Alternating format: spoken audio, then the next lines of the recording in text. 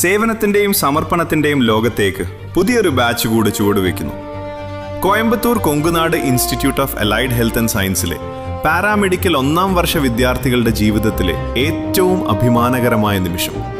അവരുടെ white coat സെറിമണിയുടെ ആവേശകരമായ കാഴ്ചകളിലേക്കാണ് നമ്മൾ ഇന്ന് പോകുന്നത്.